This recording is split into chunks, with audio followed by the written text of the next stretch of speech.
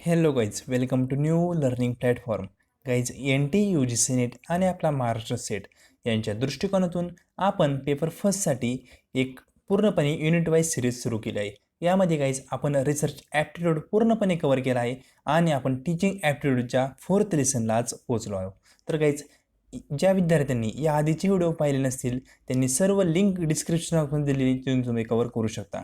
Guys, आजच्या व्हिडिओमध्ये आपण एक टीचिंग ॲप्टिट्यूडचा खूप महत्त्वाचा टॉपिक्स आहे तो आपण पाहणार आहोत. तो कोणता आहे ते व्हिडिओमध्ये पाहणारच आहोत. त्याआधी गाईज, जर तुम्ही या चॅनलवर नवीन असाल तर चॅनलला सबस्क्राईब करायला विसरू नका व त्याचबरोबर आपले VPD एज्युकेशन या नावाचे टेलिग्राम चॅनल आहे, त्याची लिंक तुम्हाला डिस्क्रिप्शन बॉक्समध्ये दिलेली तिथून तुम्ही जॉईन व्हायला विसरू नका, जेणेकरून सेटनेटबद्दल कोणतंही अपडेट असेल तर तुम्हाला ते त्या चॅनलवर त्याचबरोबर आपल्या यूट्यूब चॅनलवर भेटत जाईल. तर गाईज, सुरू करूया आजचा व्हिडिओ. गाईज, आज आपण पाहणार आहोत ऑब्जेक्टिव्ह ऑफ टीचिंग. आता तुम्ही म्हणताल की ऑब्जेक्टिव्ह ऑफ टीचिंग आपण याआधीच पाहिलं आहे. हो, पाहिलं आहे, पण एक ब्लूम्स टेक्सॉनॉमी यांनी एक ऑब्जेक्टिव्ह दिले आहे टीचिंगचे. टोटल 3 ऑब्जेक्टिव्ह आहे, पण तुम्ही सेटनेटचा पेपर पाहत असाल तर ते सर्व ऑब्जेक्टिव्ह सोडून देतात, फक्त या ब्लूम्स टेक्सॉनॉमीमधूनच ऑब्जेक्टिव्ह विचारतात. तर ते कोणते 3 ऑब्जेक्टिव्ह आहे ते मी आजच्या व्हिडिओमध्ये पूर्णपणे डिटेलमध्ये अनालिसिस करणार आहे. तर गाईज, कोणते ऑब्जेक्टिव्ह आहे ते पाहूयात. तर गाईज, हे बेसिकली 3 ऑब्जेक्टिव्ह आहे. Bloom's classify objective of teaching as follow. पहिला आहे कॉग्नेटिव्ह डॉमेन. पूर्ण आपण डिटेलमध्ये पाहणार आहे. पहिलं मी फक्त कोणते ऑब्जेक्टिव्ह आहे ते सांगतोय तुम्हाला. पहिलं आहे कॉग्नेटिव्ह डॉमेन, आता नंतर आहे अफेक्टिव्ह डॉमेन, नंतर 3 आहे सायकोमोटर डॉमेन. आता पहिलं जे आहे कॉग्नेटिव्ह डॉमेन, याचा आपण इथं बेसिक मिनिंग सांगू. आता यामध्ये ना प्रत्येकामध्ये स्टेप्स आहेत काही, त्या स्टेप पण आपण पुढे पाहणारच आहोत, पण याआधी यांचं मिनिंग तुम्हाला सांगतो. कॉग्नेटिव्ह शब्द आला का तुम्ही काय लक्षात ठेवायचं, इंटेलेक्च्युअल. मी आधी पण सांगितलं तुम्हाला मागच्याच लेसनमध्ये, जे आपलं 3rd लेसन होतं त्यामध्ये सांगितलं होतं. कॉग्नेटिव्ह म्हणजे रिलेटेड विथ माइंड, म्हणजे तुम्ही विचार करताय त्याला म्हणतो आपण कॉग्नेटिव्ह डॉमेन. तर कॉग्नेटिव्ह म्हणजे सगळ्या इंटेलेक्च्युअल गोष्टी त्याच्यात येतात. नंतर अफेक्टिव्ह डॉमेन. आता अफेक्टिव्ह डॉमेन म्हणजे काय, रिलेटेड फिलिंग्स. एखाद्याबाबत आपली कशा फिलिंग्स आहेत याला म्हणतो आपण अफेक्टिव्ह डॉमेन. आपण नेहमी म्हणतो अफिलेशन, याला म्हणतो म्हणजे अफेक्टिव्ह डॉमेन. अफेक्टिव्ह म्हणजे फिलिंग्स. कॉग्नेटिव्ह म्हणजे काय, एखादे म्हणजे विचार कसा करतोय आपण, इंटेलेक्च्युअल थिंकिंग आपली कशी ते. नंतर इथं फिलिंग्स, एखाद्याबद्दल आपली भावना कशी आहे म्हणजे अफेक्टिव्ह डॉमेन. नंतर सायकोमोटर. आता इथे एक शब्द लक्षात घ्या, सायकोमोटर शब्द काय आला आहे, मोटर. जेव्हा मोटर शब्द येतो ना तेव्हा लक्षात ठेवायचं टेक्निकल स्किल, म्हणजे टेक्निकल गोष्टी म्हणजे सायकोमोटर. म्हणजे इथं मोटर शब्द आला आहे पहा लास्टला. मोटर म्हणजे मी लगेच लक्षात घ्यायचं टेक्निकल गोष्टी संबंधित असणार आहे. म्हणजे पहिला होता कॉग्नेटिव्ह डॉमेन. कॉग्नेटिव्हमध्ये काय, इंटेलेक्च्युअल थिंग्स विचार केला जातो. नंतर अफेक्टिव्ह डॉमेन. अफेक्टिव्हमध्ये काय असतं, रिलेटेड फिलिंग्स, एखाद्याबद्दल आपण काय फिलिंग आहेत ते. नंतर सायकोमोटर डॉमेन, याच्यात काय असतं, टेक्निकल स्किल असतात. आता झालं आपलं बेसिक म्हणजे तुम्हाला डायरेक्ट क्वेश्चन आला की ब्लूम टेक्सॉनॉमी यांनी कोणते डॉमेन दिले आहेत, तर पहिलं कॉग्नेटिव्ह, अफेक्टिव्ह आणि सायकोमोटर डॉमेन. यांचं बेसिक मिनिंग मी पूर्णपणे आपल्या भाषेत सांगितलं आहे. इतकंच मिनिंग आहे, मिनिंग खूप मोठं आहे. तसं पाहिलं तर तुम्ही एक 2 पेज तुम्ही वाचले तरी कमी. पण या शब्दांचा अर्थ काय, बेसिकला शब्दांना म्हणायचं काय ते तुम्हाला बेसिकली मी सांगितलं आहे. पुन्हा एकदा रिपीट करतो. कॉग्नेटिव्ह म्हणजे रिलेटेड इंटेलेक्च्युअल थिंग्स, अफेक्टिव्ह म्हणजे रिलेटेड फिलिंग्स आणि सायकोमेटर रिलेटेड टेक्निकल स्किल. टेक्निकल शब्द आला का सायकोमेटर लक्षात ठेवायचं. आता यांच्या आपण स्टेप्स आहेत सर्वांच्या, त्या आपण पाहूयात. आता या स्टेप व्हेरी इम्पॉर्टंट आहे पेपरच्या दृष्टिकोनातून, कारण पेपरमध्ये जरी स्टेटमध्ये स्टेप नाही विचारत, एखाद्या वेळेस विचारू शकतात, पण नेटमध्ये फ्रिक्वेंटली या स्टेप येत असतात. कधी कॉग्नेटिव्हच्या विचारतात, कधी सायकोमेटरच्या विचारतात, कधी अफेक्टिव्ह डॉमेनच्या विचारतात. तर स्टेप्स काय आहेत ते आपण आजच्या व्हिडिओमध्ये पाहूयात. आता कॉग्नेटिव्हमध्ये किती लेवल आहेत ते पाहूया. कॉग्नेटिव्हमध्ये 6 लेवल आहे. पहिलं लेवल लक्षात ठेवा, कॉग्नेटिव्हमध्ये किती आहे, 6 आहेत. नंतर अफेक्टिव्हमध्ये 5 आहेत आणि सायकोमोटर डॉमेनमध्ये पण 5 आहेत. आता फर्स्ट कॉग्नेटिव्ह डॉमेन, याची मी ट्रिक पण सांगणार आहे. प्रत्येकाची एक ट्रिक आहे, त्यानुसार तुम्ही पाठ करू शकता. आता पहिलं कॉग्नेटिव्ह डॉमेन. तर कॉग्नेटिव्हमध्ये काय असतं, फर्स्ट नॉलेज, म्हणजे आपण काय करतो, नॉलेज घेतो. नंतर त्याचं काय करतो, कॉम्प्रिहेन्शन म्हणजे आकलन, त्याचं काय करतो आपण, आकलन करतो. नंतर ॲप्लिकेशन, ते कुठं अप्लाय करता येईल याचा विचार करतो. आता फॉर एक्झाम्पल, मी आधी नेटसेटचा स्टडी केल्यानंतर मी एक्झाम केले, नंतर मी काय केलं म्हणजे आकलन केलं त्या नेट सेट्सबद्दल. नंतर त्याचं ॲप्लिकेशन केलं. ॲप्लिकेशन म्हणजे काय, नंतर मी एक्झाममध्ये त्याचं ॲप्लिकेशन केलं. नंतर त्याचं ॲनालिसिस केलं. ॲनालिसिस म्हणजे काय, एका गोष्टीला अनेक पार्टमध्ये डिवाईड करणं. आणि सिंथेसिस म्हणजे काय, हे दोन्ही शब्द विरुद्ध असतात, हे लक्षात ठेवा, ॲनालिसिस आणि सिंथेसिस. तर ॲनालिसिस म्हणजे एक पार्ट आहे त्याचे अनेक पार्ट तयार करणं. आणि सिंथेसिस म्हणजे काय माहिती का, तर अनेक पार्ट त्यांना एकत्र करून त्याचं एक पार्ट करणं म्हणजे सिंथेसिस. आता पुन्हा एकदा सांगतो, पहिले एक नॉलेज, नंतर कॉम्प्रिहेन्शन म्हणजे आकलन, नंतर ॲप्लिकेशन, नंतर ॲनालिसिस, नंतर सिंथेसिस, नंतर इव्हॅल्युएशन. तर बेसिक तुम्हाला स्टेप्स आहेत त्या कॉग्निटिव्ह डोमेनच्या, ह्या ॲज इट इज तुम्हाला पाठ करायच्या आहे. एकदा नाही, दोनदा नाही, जवळजवळ 3दा नेट एक्झाममध्ये विचारल्या आहेत त्या स्टेप्स. तर म्हणून एक्झामच्या दृष्टिकोनातून खूप महत्त्वाच्या आहेत. तर पुन्हा एकदा सांगतो, पहिलं कॉग्निटिव्ह डोमेनच्या स्टेप्स.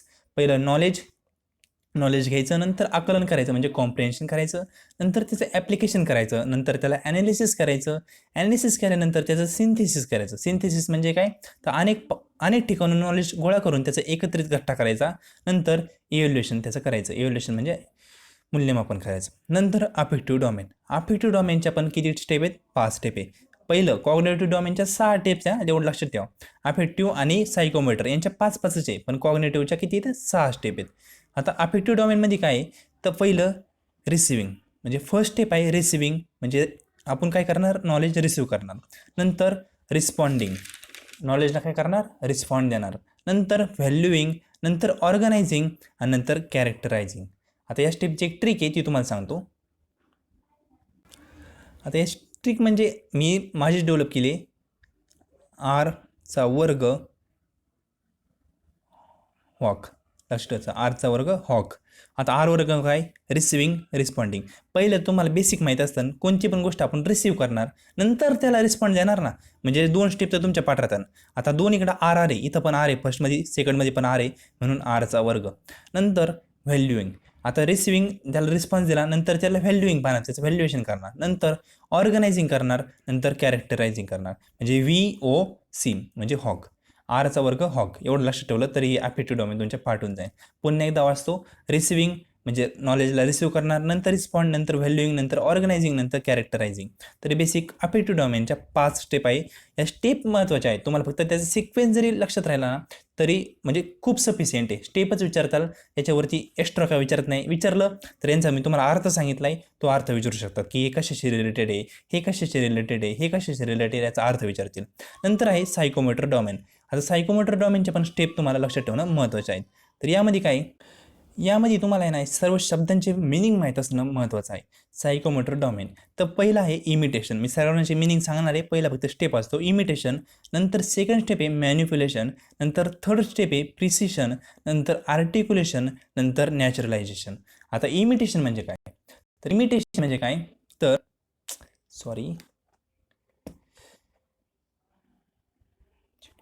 इमिटेशन म्हणजे डेमॉन्स्ट्रेशन, म्हणजे एखाद्या गोष्टीचा डेमो करणं म्हणजे इमिटेशन. तर इमिटेशनचा अर्थ लक्षात ठेवा, डेमॉन्स्ट्रेशन म्हणजे एखादी गोष्ट डेमो करून दाखवायचं, त्याला म्हणतात आपण इमिटेशन. आता इमिटेशन नंतर मॅनिप्युलेशन. आता मॅनिप्युलेशन म्हणजे काय, तर एक्सपेरिमेंट करायचा. जो डेमो केला आहे त्याच्यावर आपण एक्सपेरिमेंट करणार म्हणजे मॅनिप्युलेशन. मॅनिप्युलेशन अर्थ तुम्ही रिसर्चमध्ये शिकला असताना एखादे, म्हणजे आपण म्हणतो की इंडिपेंडेंट व्हेरिएबल आणि डिपेंडेंट व्हेरिएबल, याच्यात आपण एका व्हेरिएबल काय करत असतो, मॅनिप्युलेट करत असतो, म्हणजे काय करत असतो, त्याचं एक्सपेरिमेंट करत असतो. नंतर प्रिसिशन म्हणजे काय, प्रॅक्टिस. प्रिसायशन म्हणजे काय, प्रॅक्टिस. तरी आपण प्रॅक्टिस करणार. आता पहिलं काय केलं आपण, इमिटेशन म्हणजे डेमॉन्स्ट्रेशन केलं, नंतर मॅनिप्युलेशन त्याचं एक्सपेरिमेंट केला, नंतर त्या एक्सपेरिमेंटला काय लागलं, प्रॅक्टिस केली म्हणजे प्रिसायशन. नंतर आर्टिक्युलेशन म्हणजे काय, तर डिझायर लेवल अचीव करायची, म्हणजे तिथं प्रॅक्टिस केली, पण प्रॅक्टिस करून आपल्याला एक डिझायर लेवल आहे, आपण ती अचीव करणार. आता सेट एक्झाम तुम्हाला द्यायचं आहे, तर तुमची एक डिझायर लेवल आहे की तुम्हाला 90% पूर्णपणे सेटचा सिलेबस संपवायचा आहे, तर तुम्ही सेट क्वालिफाय होताल. असं आपण एक डिझायर लेवल आपली ठरलेली की 90% आपला सिलेबस पाहूनच जायचं आहे, म्हणजे आर्टिक्युलेशन. तुम्ही एक डिझायर लेवल काय केलेली आहे, अचीव केली आहे. नंतर नॅचरलायझेशन म्हणजे काय, त्या गोष्टीची तुम्हाला सवय लागली. आता नेट सेटचा तुम्ही अभ्यास करू तुम्हाला सवय लागली असेल एक्झाम म्हणजे स्टडी करण्याची, तुम्हाला एक्झाम झाल्यानंतर पण असं 1-2 दिवस करणार नाही, तुम्हाला स्टडीज करूशी वाटेल, म्हणजे नॅचरलायझेशन.